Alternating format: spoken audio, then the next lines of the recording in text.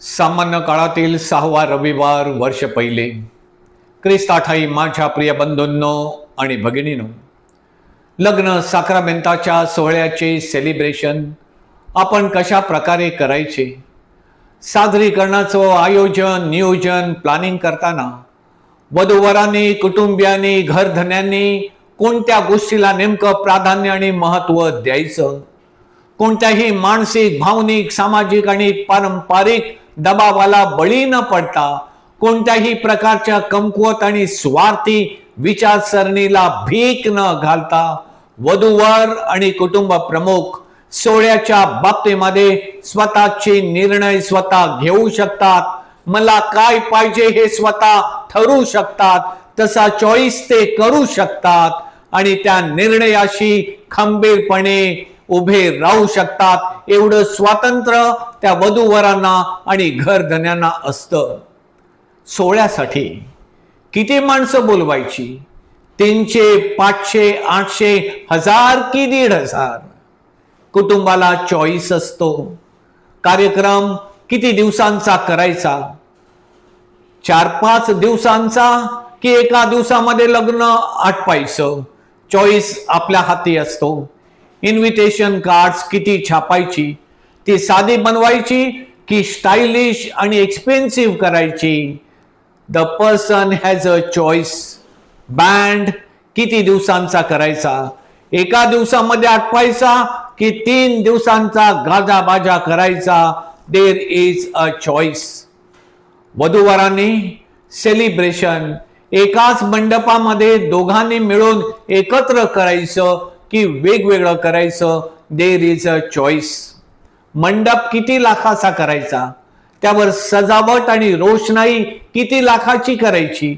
मंडप साधा बनवायचा की भव्य दिव्य खर्चिक महागडा दिमागदार असा दिव्य करायचा? We have a choice.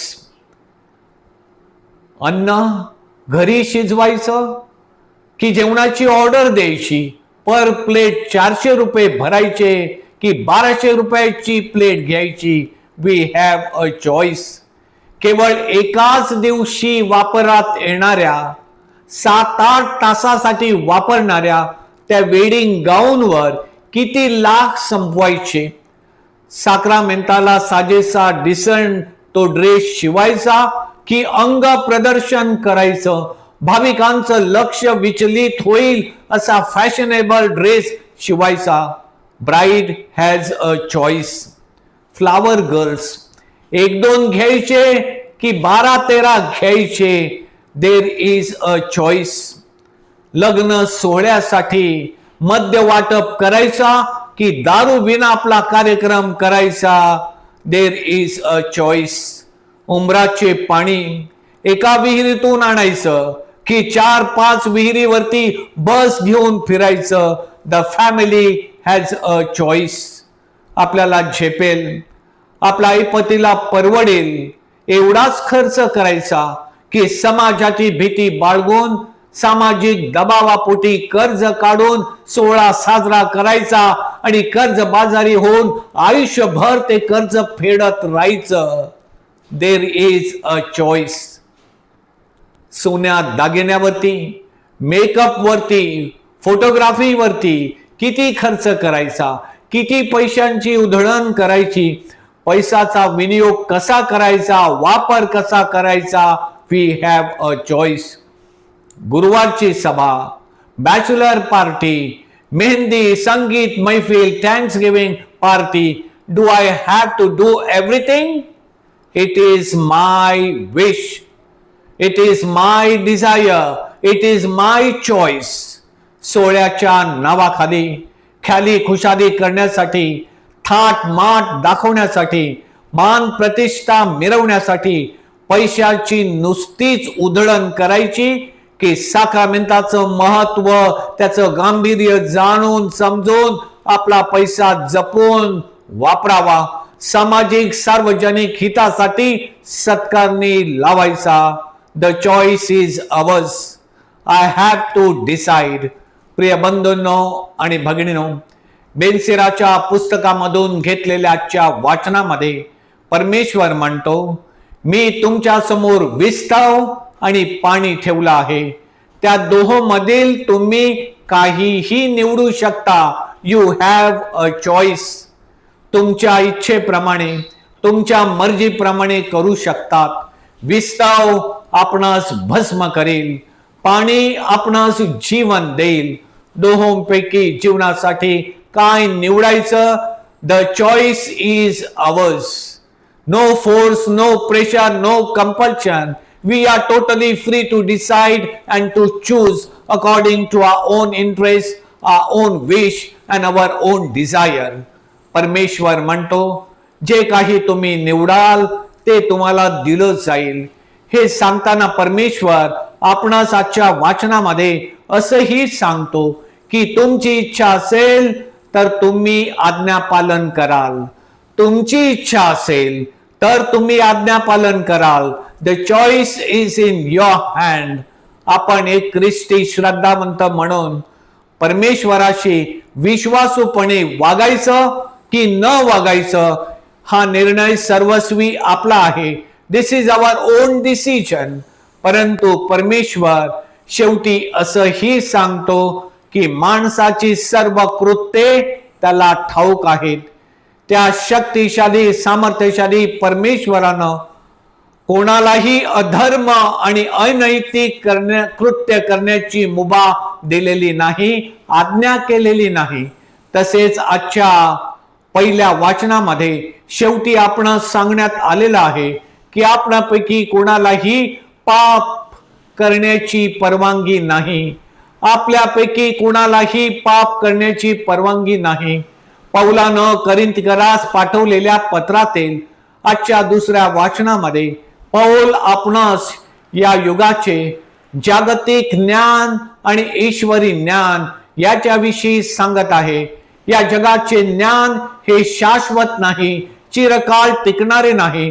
परंतु जे ज्ञान परमेश्वरानं संदेशाद्वारे प्रकट केलेलं आहे, जे ज्ञान सज्ञानी आहे, प्रभू येशू ख्रिस्त जे ज्ञान लोकांना देत होता, त्या ईश्वरी ज्ञानाची आवड आणि निवड श्रद्धावंतांनी केली असती तर प्रभू येशू ख्रिस्त जे ज्ञान आपल्या उपदेशाद्वारे, आपल्या संदेशाद्वारे लोकांना देत होता, ते भाविकांनी कळून घेतलं असतं, ते भाविकांनी समजून घेतलं असतं, त्या ज्ञानाचा स्वीकार केला असता तर पौल म्हणतो त्यांनी गौरवशाली प्रभू येशू ख्रिस्ताला, या जगाच्या तारकाला क्रूसावरती खेळून ठार मारलं नसतं.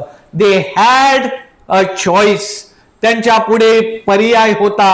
हे जागतिक ज्ञान घ्यायचं की त्या ईश्वरी ज्ञानाची निवड करायची. त्यांच्या पुढे पर्याय होता. देवपुत्र म्हणून प्रभू येशू ख्रिस्ताचा स्वीकार करायचा की त्याला धिक्कारायचं, त्याचं ऐकायचं की त्याचं न ऐकायचं. They had a choice.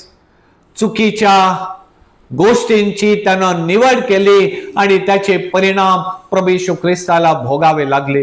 प्रिय बंधूंनो आणि भगिनींनो, आजच्या मत्ती लिखित शुभवर्तमानामध्ये प्रभू येशू ख्रिस्त म्हणतो, परमेश्वरानं मोशे करवी संदेष्टा करवी 10 आज्ञांच्या रूपात पृथ्वीवरील माणसास जे ईश्वरी ज्ञान, त्या परमेश्वराच्या आज्ञा दिलेल्या आहेत, त्या रद्द करण्यासाठी नाही तर ते पूर्ण करण्यासाठी मी आलेलो आहे. प्रभू येशू ख्रिस्ताला प्रिय बंधू भगिनींनो चॉईस होता. परंतु प्रभू येशू ख्रिस्त म्हणतो, माझ्या इच्छेप्रमाणे नको तर तुझ्या इच्छेप्रमाणे घडू दे. परमेश्वराच्या इच्छेविरुद्ध, परमेश्वराच्या आज्ञेविरुद्ध आपण आचरण केले, परमेश्वराच्या शिकवणुकीकडे दुर्लक्ष करून स्वतःच्या मर्जीप्रमाणे, स्वतःच्या इच्छेप्रमाणे आपण वागलो तर प्रिय बंधूंनो आणि भगिनींनो, त्याचे परिणाम आपणास भोगावे लागतील. आपण काय करावं आणि आपण काय टाळावं याविषयी प्रभू येशू ख्रिस्त आपणास आजच्या शुभ वर्तमानामध्ये मार्गदर्शन करीत आहे. अमुक करावं आणि अमुक आपण करू नये असे स्पष्ट संकेत प्रभू येशू ख्रिस्त शुभ वर्तमानामध्ये देत आहे. आजच्या प्रभू वचनाचा विचार करता परमेश्वरानं आपणास जीवनाची मूल्य ही दिलेली आहेत. आपणाकडून काय अपेक्षित आहे हेही आपणास सांगण्यात आलेलं आहे. चांगल्या वाईटामधील फरकही आपणास कळतो. स्वतःसाठी, समाजासाठी, ख्रिस्त सभेसाठी कोणत्या गोष्टी आपण कराव्यात आणि कोणत्या गोष्टी आपण टाळाव्यात हे ओळखण्याची सचक विवेक बुद्धी ही आपल्याकडे आहे. मग प्रश्न आहे, कळूनही समजूनही आपण निवड करताना, निर्णय घेताना, आपला चॉईस फायनलाइज करताना मला काय पाहिजे, माझी काय इच्छा आहे, मला काय वाटतं याचा विचार करण्यापेक्षा परमेश्वराला काय हवं आहे, माझ्याकडून परमेश्वराची काय इच्छा आणि अपेक्षा आहे, माझ्या निर्णयाविषयी, माझ्या निवडीविषयी, मी सिलेक्ट आणि पसंत केलेल्या चॉईस विषयी त्या परमेश्वराला काय वाटत असेल हा विचार एक ख्रिस्ती श्रद्धावंत म्हणून मी सिरियसली करू नये काय? का प्रभूची शिकवण, ईश्वरी ज्ञान आपण सिरियसली आणि गांभीर्यानं घेऊ नये? जगाच्या प्रवाहाबरोबर, या जागतिक युगाबरोबर, या जागतिक ज्ञानाबरोबर प्रिय बंधूंनो आणि भगिनींनो, आपण नुसते वाहू शकत नाही. आपण कुठे चाललेलो आहोत? समाजामध्ये एखादा व्यक्ती एक काहीतरी नवीन करतो आणि आपण त्याचं अनुकरण करतो, परंतु आपण नक्की कुठे जात आहोत? आपला हा समाज आपल्याला नक्की कुठे न्यायचा आहे याचा गांभीर्यानं विचार झाला पाहिजे. लग्नाचे हे 4-5 दिवसांचं हे सेलिब्रेशन आपणास कुठं घेऊन जात आहे? त्याद्वारे आपण काय निष्पन्न करीत आहोत? साक्रामेंटाचे सादरीकरण म्हणजे नुसती मौज मजा, नाचणं आणि धिंगाणा घालणं नव्हे. दारू वाटप करणं, पंच पक्वानांच्या 4-4, 5-5 दिवशी मैफिली रंगवणं. प्रिय बंधूंनो आणि भगिनींनो, सेलिब्रेशन मध्ये आध्यात्मिक नीतिमत्ता नको का? यामधून आम्ही प्रभू येशू ख्रिस्ताची कोणती मूल्ये अंगीकारत आहोत? इतर समाजासमोर आम्ही कोणती मूल्ये ठेवत आहोत? प्रिय बंधूंनो आणि भगिनींनो, मला चॉईस आहे, मला फ्रीडम आहे, पैसा माझा आहे, कार्यक्रम माझा आहे, म्हणून मी काहीही करायचं का? समाजात कसेही मनमानीप्रमाणे मी वागायचं का?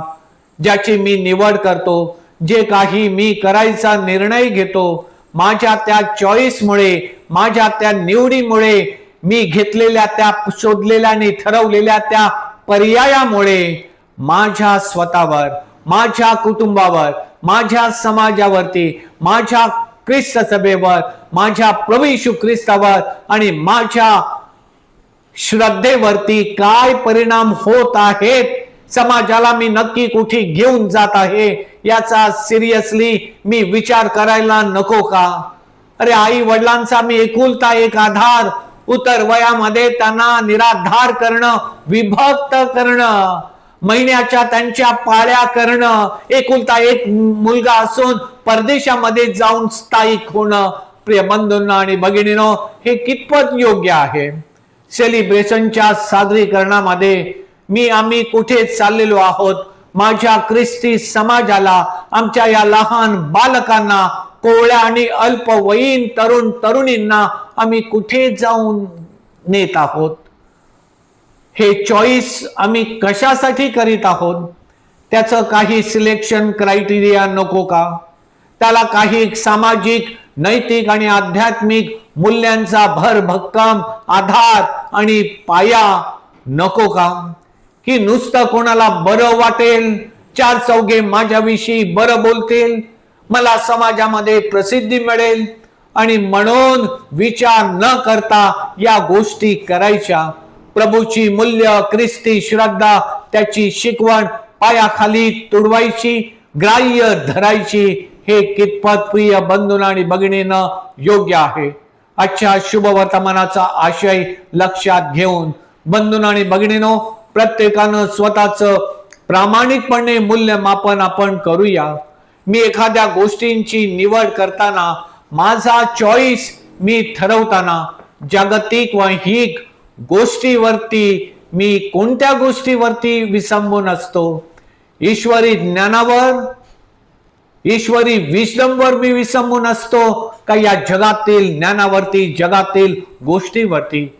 माझे चॉईस ख्रिस्ती मूल्यावरती आधारित असतात की माझ्या स्वतःच्या स्वार्थासाठी, जागतिक गोष्टींसाठी मी त्याची निवड करतो? चॉईस सिलेक्ट करताना माझा दृष्टिकोन मानवी असतो की दैवी असतो? प्रभू म्हणतो, विस्ताव आणि पाणी तुझ्या पुढ्यात आहे. काय निवडायचं, जीवन की मरण? हे सर्वस्व तुझ्या हाती आहे. तू ते स्वतःहून ठरवायचं आहे. आमेन. प्रिय भाविकांनो, हे माझं चिंतन प्रत्येक रविवारी आपणास मिळावं असं आपणास वाटत असेल तर स्पिरिट लेड रिफ्लेक्शन्स हे चॅनल आपण आजच सबस्क्राईब करा. प्रवचने आपणास नियमितपणे मिळतील. धन्यवाद.